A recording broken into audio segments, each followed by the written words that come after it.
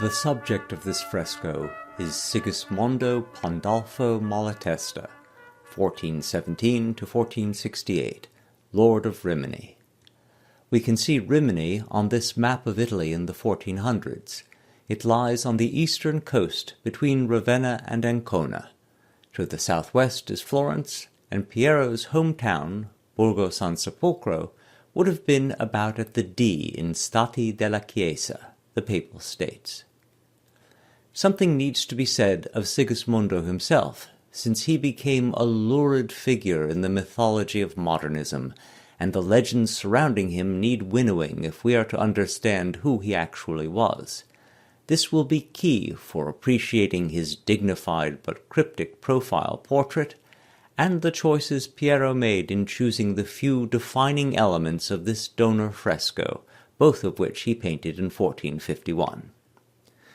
Sigismundo began his career as a successful Condottiere, that is, leader of a band of mercenary soldiers, at the age of 13, and pursued it till his death at the age of 51. It was a respectable career choice in a 15th century Italy divided into warring city-states. The principal of these were Florence, Milan, Venice, the Papal States, and Naples. They were at each other's throats for most of the 15th century, until the Peace of Lodi in 1454, when they called a truce with one another while they set about absorbing the smaller states. By the time this concord came about, Sigismundo had spent 33 years fighting on whatever side seemed most to his own advantage, making no lasting friends and more than a few enduring enemies, particularly Pope Pius II, whose self-serving and hyperbolic autobiography describes Sigismundo as a paragon of evil, a rapist of both men and women, the murderer of 2 wives in succession, the betrayer of every ally, a practicing pagan, etc., etc. Over against this poor moral report card from the Pope, Sigismundo was responsible for the Tempio Malatestiano, one of the primary architectural monuments of the early Renaissance. He converted the Gothic convent church of San Francesco at Rimini, the burial place of his family, into a votive church dedicated to his patron Saint Sigismund. It was designed by Leon Battista Alberti, constructed by the Veronese medalist Matteo de Pasti, and decorated throughout with reliefs by the Florentine sculptor Agostino di Duccio. Sigismundo's renovation was so startling that the structure, still in use today as Rimini's cathedral, is best known as Malatesta's Temple. In Pope Innocent's words, it is a splendid church, filled so full of pagan works of art that it seems less a Christian sanctuary than a temple where heathens might worship the devil. Piero's painting was only intended to decorate a small side chapel in this church, but to understand it fully we should look for a moment at the church as a whole, where Sigismundo's aesthetics and aspirations are written large. This was the first church to use a Roman triumphal arch in the central doorway. Along with the classicism and geometry of the forms, meant to evoke the world of Livy and Vitruvius, the intention was clearly to make of this a public monument to Sigismundo's political and military success. He planned to create a ruling dukedom and dynasty, like that of the Visconti or the Sforza.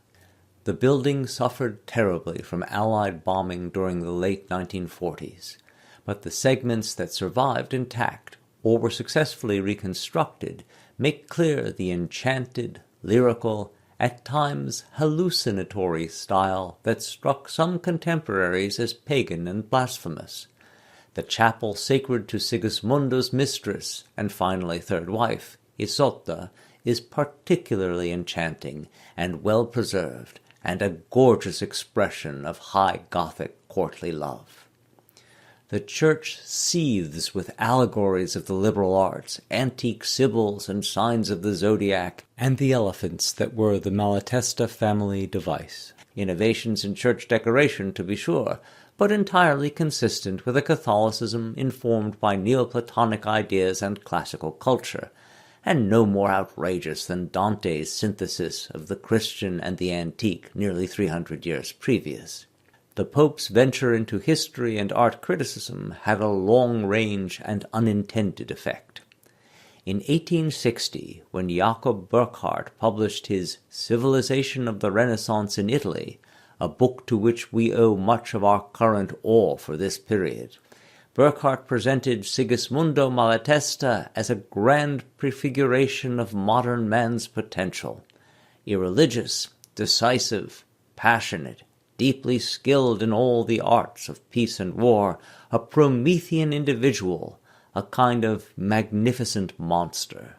Here Romanticism, and German Romanticism is the best Romanticism of all, had a free hand in shaping our perception of history. Sigismundo became a highbrow version of the Byronic man. A few bad novels and not a little inaccurate art history were determined by Burckhardt's vision, and as late as the early 20th century, the poet and armchair fascist Ezra Pound dedicated several of his less readable cantos to Sigismundo as part of an unsuccessful pitch to get Mussolini to fund him. Sigismundo would have been deeply hurt by this late admiration. He was a staunch Catholic, if an avid student of Neoplatonism. He kidnapped from Greece the remains of Gemistus Pletho, who had reintroduced Plato and Plotinus to the West under the patronage of Cosimo de' Medici. Sigismundo reburied Pletho's bones in his Tempio like the relics of a modern saint. This was of a piece with the Tempio Malatestiano's synthesis of late classical philosophy and art with Catholicism, in which there is nothing that doesn't in principle go back to Aquinas, or for that matter, to Jerome and Augustine, or Paul. What makes Catholicism so fascinating is its ongoing engagement with classical thought and culture, which both unfolded the deeper implications of the Christian revelation and engaged pagan wisdom and imagination on the highest level. There are no Tempi Malatestiani among the Orthodox churches, nor any Tempi, Malatestiani or otherwise, among the Protestants. It is the production of a highly cultured and deeply Catholic sensibility.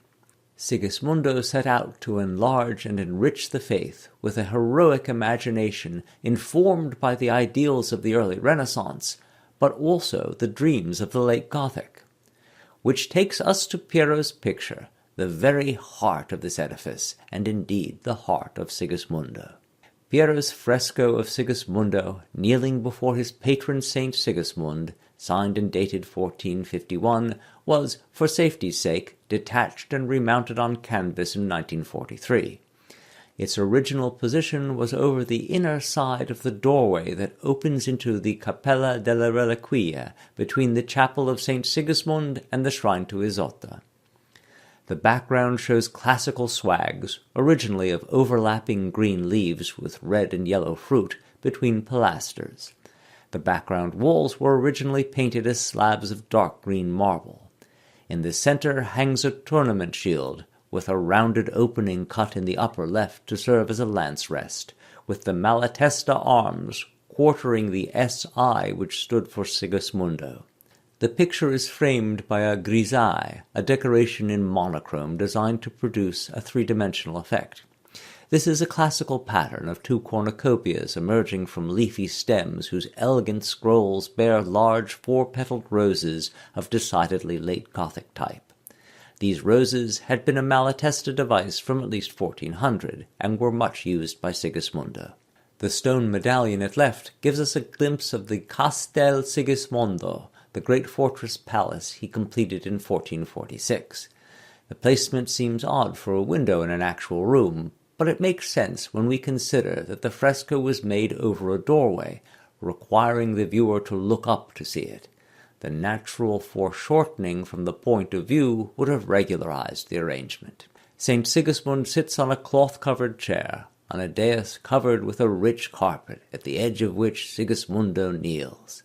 The latter is 34 years old, and wears a short tabard, a tunic meant to be worn by a knight over his armor, which would have been emblazoned with his coat of arms. At left, St. Sigismund has a foreshortened halo over his hat, and holds the orb and scepter of royalty. The inspiration for this vignette was the Holy Roman Emperor Sigismund of Luxembourg, who was crowned by Pope Eugenius IV in Rome in 1433. The emperor knighted Sigismundo when he stopped in Rimini on his return journey north. Sigismundo took his knighting by the Holy Roman Emperor very seriously, and built the Tempio in part to proclaim his chivalric dignity. The hunting dogs, like the castle in the medallion, complete the image of the medieval noble. The plain meaning of the whole scene is that the donor, Sigismundo, gives thanks to his patron saint for the successful completion of his castle. Piero has minimalistically established with 4 images, saint, knight, castle, and dogs, Sigismundo's chivalric world, just as 4 points in geometric space suffice to define a 3-dimensional form.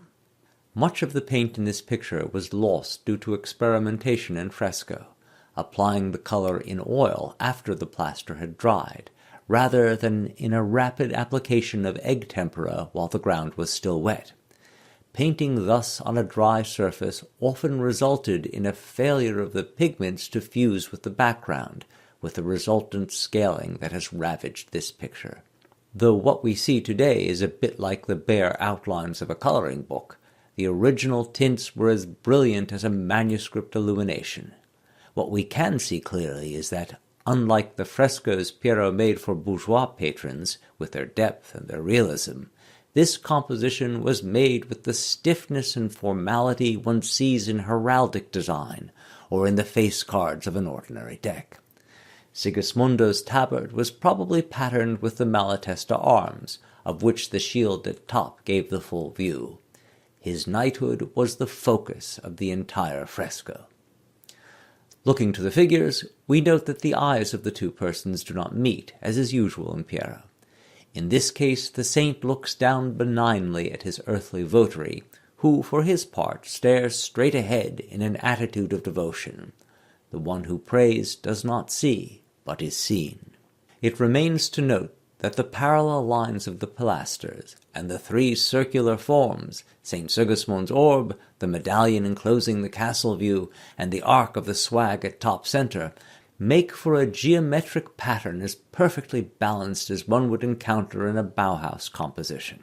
This play of ideal mathematical forms suggests a higher reality underlying the human relationships shown. As for St. Sigismund, he was a 6th-century king of Burgundy who championed Catholicism against the Arian heresy which early took root among the Germanic tribes. His life shows the combination of violence and piety characteristic of the lightly Christianized warlords of the Dark Ages. He had his son strangled on suspicion of plotting against him, and expressed his remorse in exhausting penances in a monastery he had had constructed. He was finally beheaded, and had his body thrown down a well by several of his cousins, who were Frankish kings eager for his land, and who bore a grudge against Sigismund for killing their grandfather. As a champion of the Church against heresy and a great penitent, Sigismund was eventually canonized. Our Sigismundo's identification with this complex and conflicted warrior saint clearly went deeper than the shared name. This painting was made on the wall of a relic chamber. This would have been kept under lock and key, for relics were only displayed on special occasions by a priest who held them up at the window of the chamber. Relics were precious items and frequent objects of theft, so there was no question of access to this room, or sight of Piero's fresco, except for specially conducted guests. The painting, then, was a very private treasure, and a most personal act of piety, hidden at the heart of the church like the relics in an altar.